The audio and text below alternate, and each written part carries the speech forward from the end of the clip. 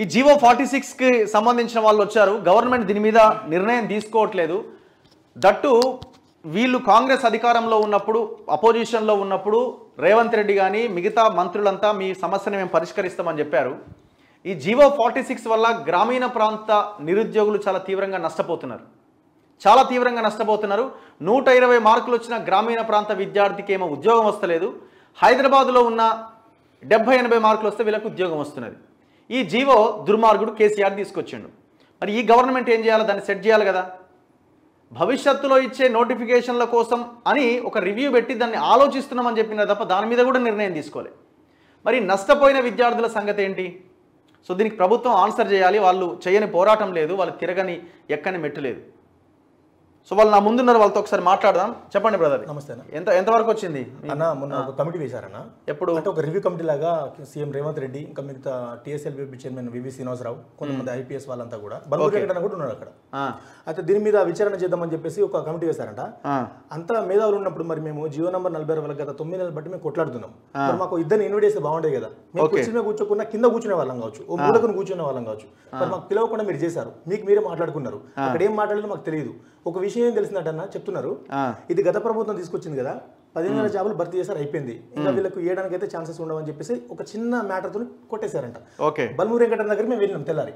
అన్న ఏం జరిగిందన్న, మరి మాకు ఏం న్యాయం చేయబోతున్నారు మీరు ఇలా అంటే అని అడిగితే ఒక మాట అన్నాడు, తమ్ముడు ఇప్పుడు దీన్ని అయితే ఏం చేయలేమని అంటున్నారు వాళ్ళు, మీరు లీగల్ గా ఏదైనా గెలిచినారు. ఇప్పుడు జియో నంబర్ 46 కేసు హైకోర్టులో ఉందన్న, ఆ లీగల్ గా మీరు గెలిచిందంటే నాకు ఆర్డర్ కాపీ తీసుకురండి, గెలిచినట్టుగా మీకు ఖచ్చితంగా న్యాయం చేయగలుగుతా అని చెప్తున్నాడు. సరే అన్న, అంత మంచి మాట అన్నాడు. ఓకే, మరి మేము నిన్న కోర్టులో కూడా హైకోర్టులో ఒక వాదన జరిగిందన్న. ఆల్రెడీ జీపీ ఉన్నాడు, గవర్నమెంట్ ప్లీడర్ మన రామారావు ఉన్నాడు.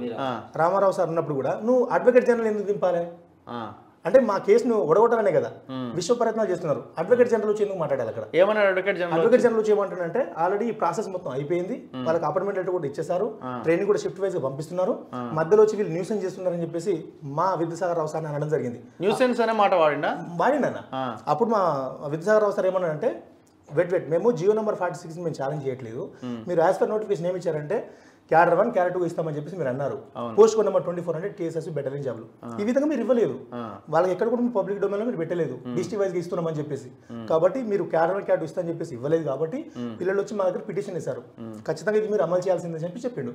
అప్పుడు రామారావు ఏమన్నా అంటే ఓకే దీన్ని మేము నెక్స్ట్ మాట్లాడతామని అంటే మండేకి పోస్ట్ పోన్ చేయాలంటే మండే రోజు నాకు మ్యారేజ్ ఉందని చెప్పిండు, ఫంక్షన్ ఉందట రామారావు సార్కి. సరే ట్యూస్డే పెట్టండి అని మా సార్ అన్నాడు. లేదు ఇక నెక్స్ట్ మండే ఇంకా డేట్ చూస్తే మళ్ళీ వచ్చే మార్చి 4th మళ్ళీ డేట్ వచ్చిందన్న. ఇప్పుడు మేమేమంటున్నాం అంటే 100% మా కేసు గెలుస్తామన్నా మేము. కానీ వీళ్ళు అడ్వకేట్ జనరల్ మేధావులను దింపి ఈ కేసుని ఎలాగైనా ఓడించాలి అంటే ఇక్కడ మాకు బల్మూరి వెంకటన్న ఏమంటాడు, నువ్వు లీగల్ గా తీసుకురాపని నేను చేస్తా అంటే లీగల్ కూడా వీళ్ళని అంచాలే, లీగల్ కూడా వీళ్ళని గెలవనియద్దు మనం. ఆల్రెడీ ర్యాంక్ క్వశ్చన్ విషయం మీద ఇక్కడ మేము గెలిచేది ఆల్రెడీ గెలిచినాము. ఎక్స్పర్ట్ కమిటీ కొన్ని మార్క్స్ కలపాలని చెప్పేసి మాకు తెలిసింది, ఒక షీల్డ్ గారు ఓపెన్ చేయకుండా సుప్రీంకోర్టులో ఛాలెంజ్ చేసి ఆ స్టే ఎత్తేసిల్లు, ర్యాంక్ మార్క్స్ అట్లా చేసిల్లు. ఇప్పుడు దీన్ని కూడా ఏమైనా చేసే ప్రయత్నం చేస్తున్నారా? మాకు సమానం చెప్పాలి. ఇంకో విషయం అన్నా, ఇప్పుడు వీళ్ళు ఏమంటున్నారంటే మన స్టాఫ్ నర్స్ కూడా గత ప్రభుత్వమే 5,000 జాబులు ఇచ్చింది. స్టాఫ్ నర్సులు వాళ్ళంతా ఒక్కటే రోజు ధర్నా చేసి ఒక అదనంగా 2,000 పోస్టులు క్రియేట్ చేసి ఈ కాంగ్రెస్ ప్రభుత్వం వాళ్ళకు ఉద్యోగ అవకాశం కల్పించింది. మరి మేము కూడా 9 నెలల పాటు మేము కూడా తిప్పలు పడుతున్నాం కదా, మరి మాకు ఒక 2,000 పోస్టులు అదనంగా ఫిక్స్ మాకు కూడా ఉద్యోగ అవకాశం ఇవ్వచ్చు కదా. మరి వీళ్ళు ఏమన్నారంటే ప్రభుత్వం రాకముందు వీళ్ళు ప్రతిపక్షాలు ఉన్నప్పుడు ఏమన్నారంటే ఖచ్చితంగా మీకు మమ్మల్ని గెలిపిస్తే న్యాయం చేస్తామని అన్నారు. అంటే అప్పుడు వీళ్ళకి కరెక్ట్గా అనిపించింది, అంటే అప్పుడు వీళ్ళకి తప్పు అనిపించింది జియో నెంబర్ 46 అన్యాయం జరిగిందని. ఇప్పుడు నువ్వు అధికారం వచ్చినాక నీకు అది రైట్ అనిపిస్తుందా? అంటే నువ్వు అధికారం రావడానికి మమ్మల్ని నువ్వు వాడుకున్నావు అంటే ఓట్ బ్యాంకింగ్లా, అంటే ఒక్కసారి గట్టి కింద ఎవరైనా తుంగ దొక్కుతారన్న వీళ్ళు.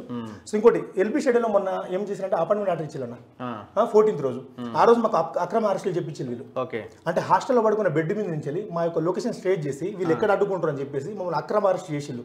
అంటే ఇవాళ మీరు మిమ్మల్ని గెలిపించింది మాకు ఇట్లా ఈ విధంగా మమ్మల్ని అక్రమ అరెస్టులు చెప్పించి వాళ్ళకి 80 మార్కులు 90 మార్కులు వచ్చిన వాళ్ళకు నువ్వు అపాయింట్మెంట్ లెటర్ ఇవ్వడానిక ఇక్కడ ఉందా ఇదా నా ప్రజాస్వామ్యం అంటే?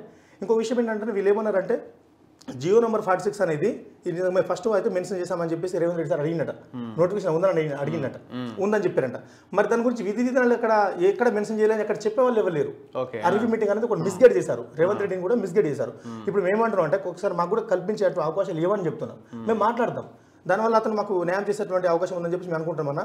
ఇంకోటి ఇప్పుడు సో ఇప్పుడు నా పాయింట్ ఏంటంటే మీరు ఎంతమంది ఉన్నారు మొత్తం ఇప్పుడు అంటే నష్టపోయిన వాళ్ళు ఎంతమంది? 2,000 మంది దాకా ఉంటాం. 2,000 ఉంటారు. 2,000 మంది దాకా ఉంటాం ఓవరాల్ స్టేట్ లో. ఇది ఓన్లీ 3 డిస్ట్రిక్ట్లకే న్యాయం జరిగింది, మిగతా డిస్ట్రిక్ట్ మొత్తానికి లాసే జరిగింది. దాదాపుగా 30 హైదరాబాద్ హైదరాబాద్ ఈ 3 కమిషనరేట్లనా రాచకొండ, సైబరాబాద్, హైదరాబాద్ వీళ్ళకి మాత్రమే న్యాయం జరిగింది. వీళ్ళకే తక్కువ మార్కులకు స్కోర్కి జాబ్ వచ్చింది. ఇప్పుడు గ్రూప్ 4 నోటిఫికేషన్ చూసుకుంటే అన్న 7,000 పోస్టులకి 7 లక్షల మంది అప్లై చేశారు. దీనికి కూడా దాదాపుగా 9 లక్షల మంది అప్లై చేశారు అన్న 15,000 పోస్టులకి. ఇంత కాంపిటీషన్ ఉన్న తెలంగాణలో 70-80 మార్కులకి నీకు విద్యార్థులు దొరకలేదా? 70-80 మార్కులు తీసుకోవాల్సిన అవసరం ఏముంది? అసలు దీని వెనకాల కారణం ఏంటిది? ఈ తాగి తీసుకొచ్చిన జీవోనా దేనికి? అది తాగి తీసుకొచ్చిరో ఏం తీసుకొచ్చిరో కానీ మా జీవితాలను అయితే తలతిక్కాలు ఆడుకుంటుందన్న. మేము మొత్తానికి లాస్ అవుతున్నాం. మేము చాలా లాస్. కుమారి ఆంటీ ఉన్న న్యూస్ బయటకు వస్తుంది కానీ మా న్యూస్ బయటికి రావట్లేదు, చర్చలకు తీసుకురావట్లేదు. ఏదో తూతూ మంత్రం అని చెప్పేసి 4 ఆఫీసర్లను పెట్టుకొని ఎట్లా అపాయింట్మెంట్ ఆర్డర్ ఇద్దామని ఆ కాన్సెప్ట్లను ఇది చేసుకొని మీటింగ్ చేసుకొని ఇప్పుడు ఆప్షన్ ఏముంది అంటే మీకు న్యాయం చేయడానికి? ఇప్పుడు అన్న విషయం ఏంటంటే ఈ 13,000కి అపాయింట్మెంట్ ఆర్డర్ అంటే ట్రైనింగ్ అపాయింట్మెంట్ ఆర్డర్ ఇచ్చారు. అందులో దాదాపుగా 2,000 పోస్టులు గైర్హాజరయ్యారు. ఓకే, అదొక ఆప్షన్ ఉందన్న. అలానే ఇది నోటిఫికేషన్ స్టార్టింగ్లా వచ్చేసేసి అందరికి ఫుల్ఫిల్ చేస్తాం, అన్ని ఏ ఖాళీ బ్యాక్లాగ్ లేకుండా చూస్తామని చెప్పేసి ఆల్రెడీ 300 బ్యాక్లాగ్లు ఉన్నాయి. అది కాకుండా మళ్ళీ ఇది ట్రైనింగ్ పంపితే బెటాలియన్ పోలీసులకి ట్రైనింగ్ పంపితే అక్కడ గైర్హాజరు అవ్వడానికి ఛాన్సెస్ ఉన్నాయి. సో అవి మాతోటి ఫిల్ చేసినా కానీ మేము అక్కడికక్కడ సెట్ అవుతామన్నా. మెరిట్ స్టూడెంట్స్ అనేది రావడం. మళ్ళీ ఇప్పుడు బ్యాక్లాగ్స్ అంటే మళ్ళీ మీరు ఏ దాంతో అయితే వాళ్ళని రిక్రూట్ చేసారో మళ్ళీ అదే దాని కిందకి వస్తుంది కదా? దాని కిందకి వస్తుంది. కానీ వాస్తవానికి ఇక్కడ చేసుకోవాలంటే పోస్ట్ కోడ్ 24 కింద యాజ్ పర్ నోటిఫికేషన్ ప్రకారం యూనిట్ 1 యూనిట్ 2 ప్రకారం కూడా సెట్ అవుతుంది అన్న, అక్కడికక్కడ సెట్ అవుతుంది. కానీ వీళ్ళు యూనిట్ 1 యూనిట్ 2 చేయకుండా నోటిఫికేషన్లు అట్లా ఇచ్చేసేసి డిస్ట్రిక్ట్ వైజ్ ఇచ్చారు. అది లీగల్లీ రాంగ్. అది మమ్మల్ని కేసులు కూడా మీకు ఇచ్చిన నోటిఫికేషన్ లో మీరు ఎగ్జామ్ రాసే ముందు వచ్చిన నోటిఫికేషన్ లో 46 అన్న జీవోనే లేదు. 46 జీవో ఉంది. యూనిట్ 1 ఉత్తర తెలంగాణ, దక్షిణ తెలంగాణ. ఉత్తర తెలంగాణకి ఇన్ని పోస్టులు, దక్షిణ తెలంగాణకి ఇన్ని పోస్టులు, అంతే. జిల్లాల వారీగా లేదు అన్న. అసలు జియో నంబర్ 46 అనేది నోటిఫికేషన్ మెన్షన్ చేశారు. జస్ట్ నోట్ అని పెట్టి 46 అని మెన్షన్ చేశారు.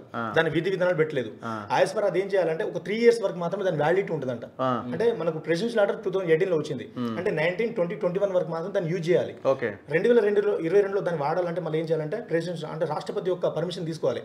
బట్ దానికి బేస్ గా వీళ్ళు ఏం చేశారంటే 172 అనేది ఒక సప్లిమెంటరీ జియో తీసుకొచ్చి ఆ 172 జియో ప్రకారం మేము క్యాడర్ 1 క్యాడర్ 2 అంటే సిడిసి 1 సిడిసి 2 మాత్రమే మేము ఈ బెటాలియన్ పోస్టులు ఇస్తున్నామని చెప్పి అక్కడ క్లియర్ గా నోటిఫికేషన్ ఉంది. ఆ ఛాలెంజ్ చేసి ఇప్పుడు మేము కేసు వేయడం జరిగింది. 100% ఆ కేసు గెలుస్తుంది అన్న. కానీ వీళ్ళు దాన్ని ఓడగొట్టాలని చెప్పేసి ఇప్పుడు అప్లికేషన్ దింపుతున్నారు. ఇది ఒకటి అయినప్పటికీ మాకేం కాదు, గెలుస్తామన్నా. ఇప్పుడు వివి శ్రీనివాసరావు నేను ఒక సూటికి ఒక ప్రశ్న అడుగుతున్నాను నేను. ఇప్పుడు స్టాఫ్ నర్సులకి 2,000 అదనంగా ఇచ్చి భర్తీ చేశారు. ఇప్పుడు జియో నంబర్ 46 తీసుకొచ్చి ఈ దొంగ చర్య వల్ల ఆల్రెడీ ఆంధ్ర వాళ్ళు వేరే రాష్ట్ర వాళ్ళు మొత్తం ఫిల్ అప్ అయ్యారు. మరి అదనంగా ఒక 2,000 ఉద్యోగాలు మీరు క్రియేట్ చేసి మాకు ఇవ్వడం వల్ల తెలంగాణ బిడ్డలు వస్తారని చెప్పేసి మీకు మా మీద అంతా ఎందుకు అంటే మేము రావద్దా? మా మీద అంతా పక్క దేనికి? ఆయనకి ఇక్కడి ఫుడ్ తినకుండా ఇక్కడి గాలి పీల్చుకుంటూ బతుకుతాడు. తెలంగాణ బిడ్డలకు నువ్వు అవకాశం ఎందుకు ఇవ్వు? మొత్తం చేసేది అతనే అన్న. మన ఎమ్మెల్యేలు ఇట్లా వాళ్ళందరూ కూడా వెళ్ళి అడిగారు, ఇది చేయండి వీళ్ళకి పిల్లలకి ఏదో ఒకటి న్యాయం చేయండి అంటే లేదు దేర్ ఇస్ నో ఆప్షన్ అంటున్నాడు అతను. ఒక్కటి మరి మాకు మాట్లాడే ఆయన అక్కడ నుంచి తీసేసినారు కదా, అక్కడే ఉన్నాడు ప్రెసెంట్ ఉన్నాడు, అడిషనల్ ఉన్నాడు. ఈ కొత్త వాళ్ళ అపాయింట్మెంట్ ఎంత వరకు అతనే ఉంటాడు అన్న. ఇంకోటి అది ఇప్పుడు ఈ ఎల్పీ స్టేడియంలో మనం జరిగినప్పుడు నియామకాలు అన్న ఎంత బాధపడ్డాం అంటే ఆ రోజు చెప్పుకోవద్దన్న మేము చాలా. అందులో కూడా కొన్ని రిజల్ట్స్ రాలేదట. నాకు మొన్న ఇక్కడ సిఎల్పి దగ్గర వాళ్ళు కొంతమంది కనబడ్డారు. ఒక 300-400 మంది ఇంకా వాళ్ళ రిజల్ట్స్ ఆపేసినారని కొంతమంది ఫేక్ సర్టిఫికేట్ పెట్టుకుని మేము ఒకసారి ఫస్ట్ వచ్చినప్పుడు ఏమని చెప్పినాము, ఫేక్ సర్టిఫికేట్ వల్ల కూడా కొంతమంది బోనోఫైడ్ అంటే లోకలైజేషన్ అనేది ఒక 7th క్లాస్ వరకు అన్న పెట్టడం వల్ల చాలా మంది ఫేక్ సర్టిఫికేట్ ఉద్యోగాలు పొందాలని చెప్పిన కదా. సేమ్ అదే జరిగిందని. ఇప్పుడు ఒక 2,000 ఉద్యోగాలు బ్యాక్లాగ్ అయిపోయినాయి. అందులో మళ్ళీ ఎంతమంది వస్తారో తెలియదు. కొంతమంది క్రిమినల్ కేసెస్ వల్ల ఇలా జరిగింది. ఇప్పుడు 4,000 ఉద్యోగాలు భర్తీ మొత్తం ఖాళీ అయిపోయినాయి అన్న.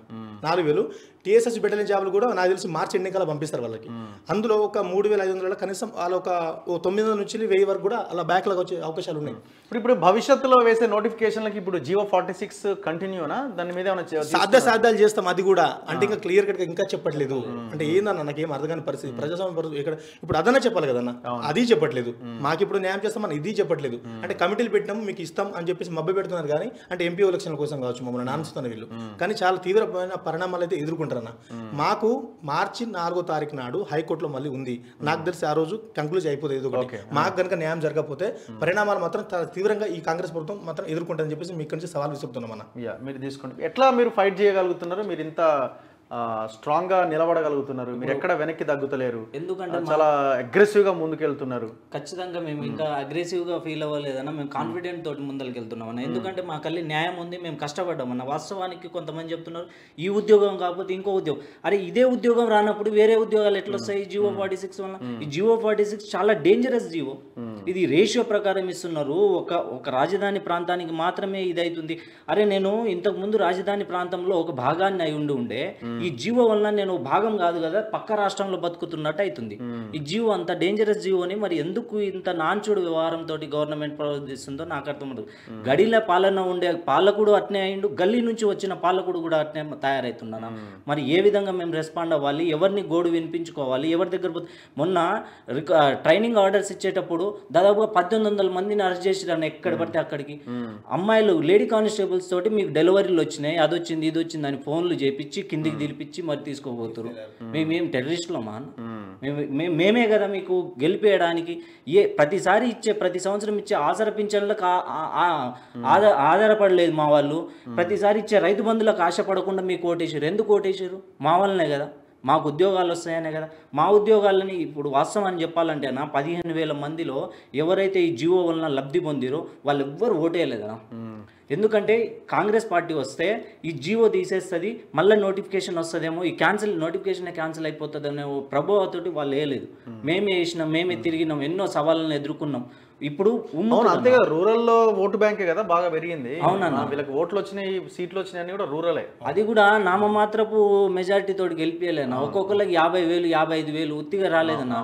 ఎందుకు? విసిగించి మాకు ఉద్యోగాలు రాలేదు, 5 సంవత్సరాల నుంచి ఒక తరాన్నే నాశనం చేసిర్రు. ఇప్పుడు మీరు కూడా అదే వైఖరిని వివరిస్తే మేమేం చేయలేకపోతున్నాం సార్. దయచేసి దీన్ని చెరువ తీసుకొని మమ్మల్ని ఆదుకోండి, అట్నే వదిలేయకండి. ఇంకోటి బ్యాక్లాగ్ పోస్టులను ఫిల్ చేసి మాకు ఏదో విధంగా కొన్ని కుటుంబాలను బాగుపడేటట్టు చేయండి. 14 మంది చచ్చిపోయారు సార్ అన్న ఇప్పటిదాకా. 46 జీవో వలన 14 మంది చనిపోయారు. ఓకే, ఖచ్చితంగా మనం దీని మీద ఇంకా గట్టిగా ఫోకస్ చేద్దాం.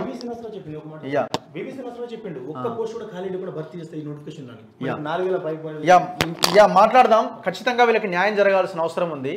టోటల్గా గ్రామీణ ప్రాంతాల్లో ఉన్న విద్యార్థులకే సరైన విద్యా సౌకర్యాలు లేకుండా వాళ్ళు ఈ స్థాయి వరకు వచ్చి ఎగ్జాములు రాస్తే చివరికి ప్రభుత్వం తెచ్చిన ఇట్లాంటి దుర్మార్గమైన జీవుల ద్వారా నష్టపోతే ఇంకా వాళ్ళకి ఉద్యోగం వస్తుందన్న భరోసా ఎట్లా వస్తుంది? మళ్ళీ దాన్ని భవిష్యత్తులో కూడా ఈ జీవో తీసేస్తారంటే మళ్ళీ దానికి ఇంకా ఆలోచిస్తున్నారు. ఇప్పుడు అవసరమైతే గ్రామీణ ప్రాంతాల్లో ఉన్న విద్యార్థులు కొంత తక్కువ స్కోర్ చేసిన వాళ్ళకి ఉద్యోగం వచ్చేలాగా ప్లాన్ చేయాలి తప్ప హైదరాబాద్లో అన్ని సౌకర్యాలు ఉండి ఇక్కడి నుంచి ఎగ్జామ్ రాస్తున్న వాళ్ళకి 60-70 మార్కులు వచ్చిన ఉద్యోగం ఇస్తామంటే ఎట్లా? మళ్ళీ అది కూడా 7వ తరగతి వరకు ఇక్కడ చదివి ఉంటే చాలు వాళ్ళు అక్కడే లోకల్ అయిపోతున్నారు. అట్లా చాలామంది ఆంధ్ర నుంచి వచ్చిన వాళ్ళు దొంగ సర్టిఫికేట్లతో, ఫేక్ సర్టిఫికేట్లతో ఇక్కడ మిగతా రాష్ట్రాల వాళ్ళు కూడా ఉద్యోగాలు పొందినారన్న అలిగేషన్స్, ఆరోపణలు ఉన్నాయి. సో గవర్నమెంట్ చాలా సీరియస్గా ఆలోచించాల్సిన అవసరం ఉన్నది. రేవంత్ రెడ్డి గారు మీరు ఇచ్చిన హామీ ఇది, జియో 46 మీద మీకు ఖచ్చితంగా న్యాయం చేస్తామని. మరి ఇంత దుర్మార్గంగా మీరు అడ్వకేట్ జనరల్ని పెట్టి ఇది న్యూసెన్స్ అని అంటే ఎట్లా? రేపు వీళ్ళు మీకు ఎంపీ ఎలక్షన్లో మీ మీద తిరుగుబాటు చేసే అవకాశం ఉంటుంది. వీళ్ళు రేపొద్దున నామినేషన్లు వేసే అవకాశం ఉంటుంది. ఏ రకంగా అడ్రస్ చేయగలుగుతారు? మీకు సీట్లు హైదరాబాద్లో రాలే, గ్రామీణ ప్రాంతంలోనే అదే రూరల్ ఏరియాస్ నుంచే సీట్లు వచ్చినాయి. మీ మొత్తం వచ్చిన సీట్లన్నీ కూడా 50,000, 70,000, 30,000 మెజారిటీతో మీరు గెలిచినారు. సో ఆలోచించాలి. ఈ గ్రామీణ ప్రాంత విద్యార్థులకు నష్టం చేసే జియో 46ను ఇమీడియట్గా తీసేయాలి. దాంతోపాటు ఇప్పుడున్న నష్టపోయిన విద్యార్థులకు కూడా తక్షణమే న్యాయం చేయాల్సిన బాధ్యత మీ పైన ఉన్నది. మీరు అంటున్నారు మా ప్రజల గోడు వినే పరిస్థితి మేము తీసుకొచ్చినామని. ఎక్కడ వింటున్నారు? అరెస్ట్ చేస్తున్నారు వాళ్ళని. సో ఇమీడియట్గా రెస్పాండ్ అవ్వాల్సిన అవసరం ఉంది. రేపు మళ్ళీ కలుద్దాం. గుడ్ మార్నింగ్ తెలంగాణలో చూస్తూనే ఉండండి మన తొలి వెలుగు.